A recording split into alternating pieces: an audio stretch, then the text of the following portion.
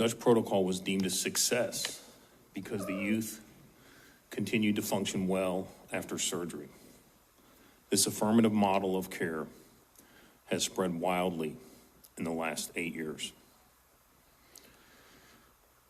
The Dutch protocol is the foundation youth transition was built on. It is flawed. It is based on weak evidence. These are some of the problems with the Dutch study. Many concerns have been raised about its methodology. It was a case series, a small cohort of 55 teenagers. There was no control group. The follow-up period was only 18 months. This short period should be of concern. And most importantly, there has been no long-term data reported on these 55. The Dutch have been asked for their long-term data. In a June New York Times article, Dr. De Vries, the lead author, said the Dutch has lost contact with 50% of their early cohort. Dr. De Vries was interviewed on an American podcast in January. She made it clear that their patients' lives are much more complicated than the original study's outcome suggests. The Dutch, to their credit, were concerned about false transitions that would later be regretted. False transitions would be the worst possible outcome. Today, we call that regret and detransition. The Dutch had inclusion and exclusion criteria, hoping to limit false transitions. I want to emphasize two of these criteria. Early onset gender dysphoria was a requirement for transition. Early onset was described by the Dutch in one paper as gender dysphoria, quote, from toddlerhood.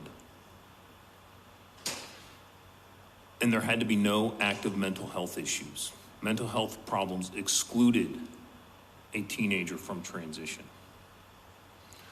The very patients the Dutch excluded, late onset, post-pubertal, gender dysphoric youth with comorbid mental health issues are now the majority of youth being transitioned.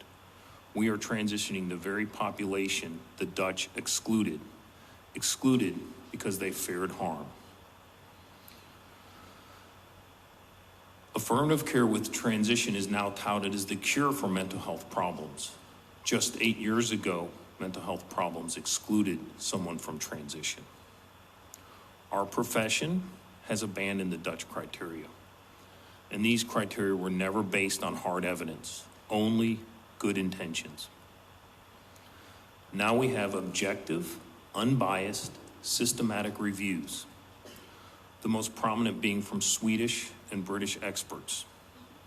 These systematic reviews tell us the evidence for youth transition is poor quality and with very low certainty for benefit. However, we are told that more and more evidence supports hormonal and surgical transition. The quality of this research is extremely questionable. I want to cite one recent example. In September, just 2 months ago, in JAMA Pediatrics, there was a study reported from Northwestern University in Chicago. 70 patients were compared. 36 had a double mastectomy and 34 did not. The patients ranged in age from 13 to 24 years. The authors concluded that mastectomy was beneficial and should not be delayed in youth. What led them to that conclusion? The finding that 3 months after surgery, a mere 90 days, the 36 patients, as young as 13, 14, and 15 years, were happy with their flat chests. And it was not just 36 that had surgery, it was 42. They lost 9% of their surgical cases to follow-up, 9%, in 3 months. It is absurd, meaningless to draw any conclusions after 3 months. This paper is indicative of the quality of research we have in this field, published in our most prestigious journals. We have a serious problem. The testimony last week from those who have detransitioned is evidence of that. Finland, Sweden, and England have changed course. They recognize harms are occurring, that the evidence is poor, that the Dutch protocol should not have been adopted and scaled to the extent that it has. At our last meeting, I suggested we carve out an exception for research. After much thought, I can no longer support that idea. I do not believe the board is authorized to regulate medical research. That authority lies with other federal and state agencies.